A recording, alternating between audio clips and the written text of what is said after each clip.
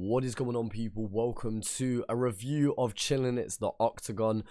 This is his second album, and a second album is always difficult for any artist. You know, typically an artist's first album is loved by its core fan base, and so for you to then come out with your second album and try and top that while still keeping original to what made you popular in the first place is a very difficult task to handle. And when we look at ChillinIt's last album, Women, Weed and Wordplay, you know, at the time I quite enjoyed it, but I think over time I don't remember the tracks on that album for being on the album. I remember the tracks on that album as they are, as singles or as freestyles. For example, the One Breath One Take, I remember that as a freestyle on Body Bag Media, as opposed to, oh, that was one of the singles on the album. And that was the case for many of the tracks on that album. You know, a lot of the tracks there were singles. You know, we already heard them before the album release, and that was a common criticism that ChillinIt had to deal with. Kind of, yeah, you've dropped an album, but we feel like we've heard most of it already. And despite that criticism, I really like that album. You know,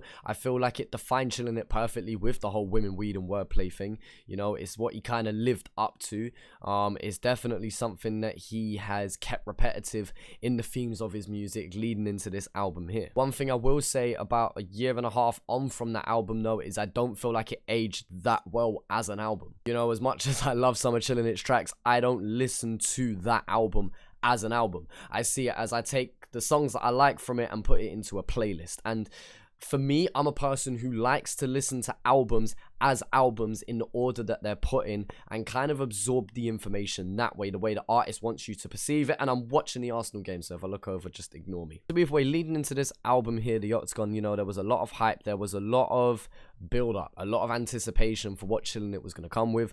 Obviously, he did his trip around Europe, he was traveling for a fair while, had a lot of life events go on in that time, and was constantly on social media, especially Instagram, talking about the upcoming album, The Octagon, The Octagon, The Octagon, 8 different sides. And that's something that has been a heavy part of the promotion in this album. The Octagon, the 8 sides. Obviously, him referring to the Octagon is referring to an octagon ring in MMA. An MMA ring, unlike boxing, has 8 sides. I don't know, ChillinIt's a huge MMA fan, so I think that's pretty fitting. So with that in mind, going into listening to this album, I've listened to this album about 4 or 5 times over now.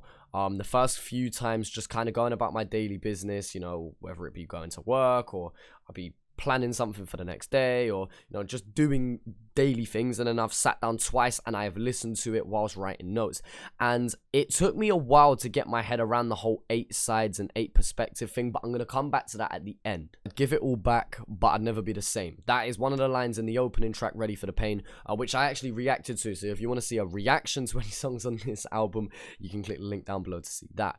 But yeah, I feel like that sums up this album perfectly. You know, he'd give back all of the regrets that he has, of course, but at the end of the day, he wouldn't be the same person he is now. I mean, can you imagine ChillinIt without talking about designer gear, strippers, weed, bars, and more strippers? I don't think ChillinIt would be the same without those themes. And in every single song on this album, he is talking about at least 3 of those 4 common themes. Women, weed, and wordplay, and now with the 4th one probably being designer clothing. Louis V carpets and Gucci bags and, you know, rapper shit. And then you got a record like Soulmates and Strippers, and you know, it has this great switch in between that naturally just blends 2 almost separate tracks into one with pretty much the same theme throughout, and it kind of just kicks off this ChillinIt theme of just ChillinIt. How can Chill make a ChillinIt type track?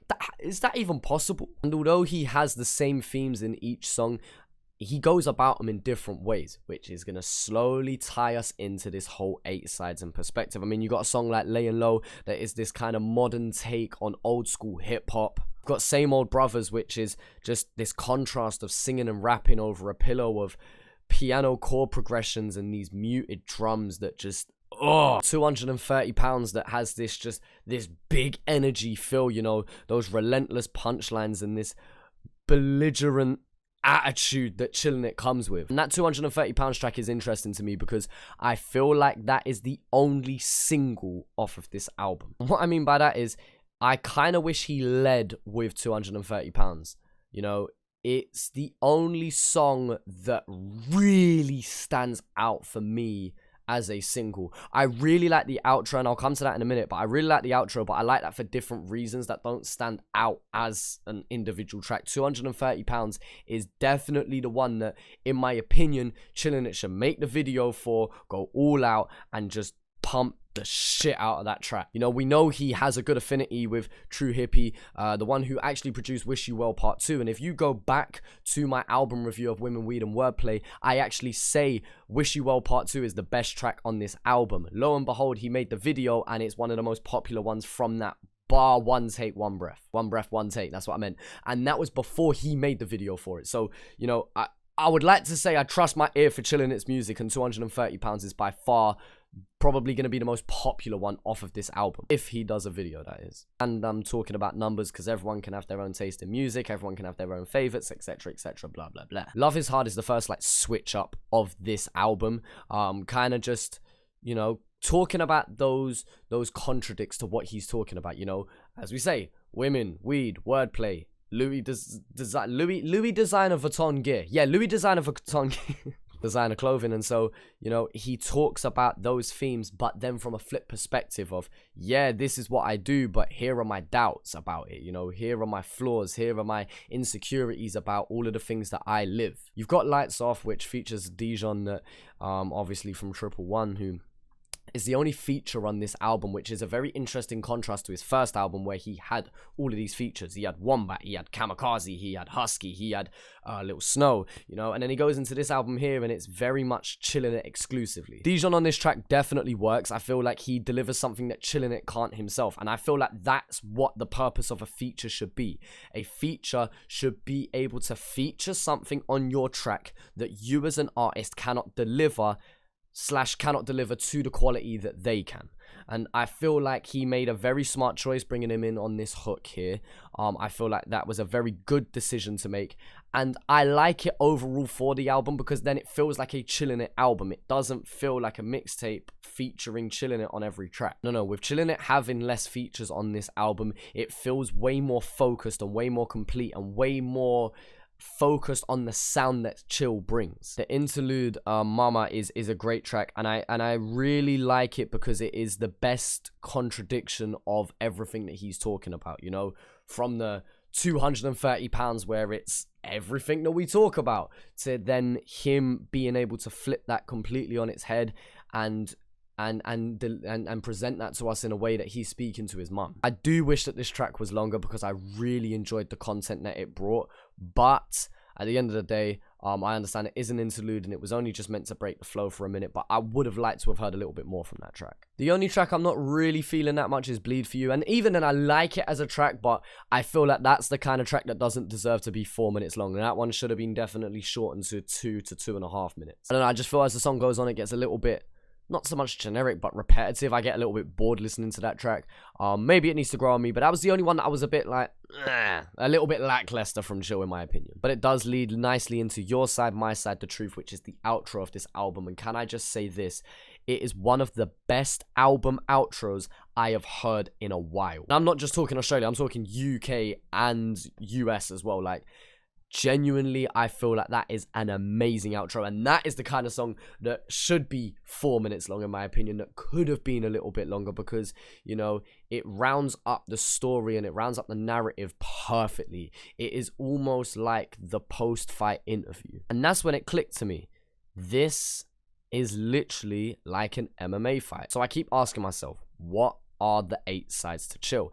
And I'm listening to this, and as I keep saying during this review, talking about the same themes, but it makes sense, and this is what I interpret. And I don't know if Chill intended for it to be like this. I don't know if I'm just chatting shit and is misreading it, but I do feel like music is for your own interpretation, and this is my interpretation of this album. I don't see 8 different ChillinIts, but what we do see is 8 different sides to Chill, and that's something that he said. That's not the revolutionary moment. You're still seeing the same ChillinIt inside of that Octagon. people are all there to watch him fight, and the fight is him and the life that he leads and the events that he goes through and just what is going on with him, and everyone, the audience, is there to watch that. And whether you're ringside and very close to him and can hear all the little intricacies and know what's going on, to the people who are at the back of the arena that support what he does and pay money to see him do what he does best. The Octagon, the cage itself, is the world that ChillinIt lives in. And we're seeing Chill fight in that cage. We're seeing him fight through life,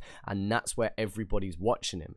And whatever side of the Octagon you're watching from, you see the same thing, but from a slightly different perspective. When you see his punches, you could see it side on, you could see it from behind him, you could see it straight on. It's the same punch, but depending on where you're sitting, depends on how you see that story unfold. So yes, he talks about the same things. He's talking about the life that he lives, but he's delivered 10 tracks here that sound different. And so that's the slightly different perspective on the same events that unfold. He can talk about being with hoes in a hotel room, and sometimes it's, yeah, this is amazing, this is me, this is rapper shit. And then other times it's, I apologize for me not having my head more screwed on and being more focused on music. One minute it's, I'll fuck girls and leave, and then the next minute it's, well, I'm thinking about being a father, you know. And I could go through plenty of examples that unfold in this album, but there's just a few examples, and I want you to go and listen to it. And I don't know if some people already thought this and it's like, Chazza,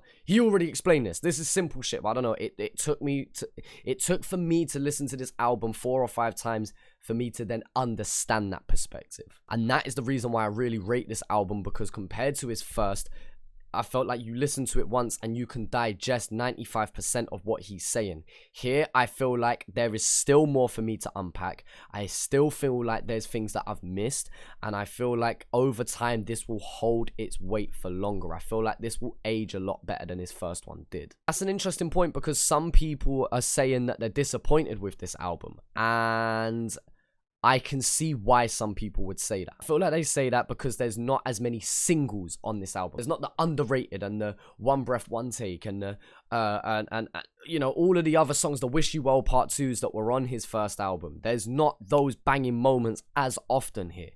But what you do get is a more complete and focused album. And for me personally, as I said before, I like to listen to albums that have structure, that has a story, that explains the narrative of what an artist is going through.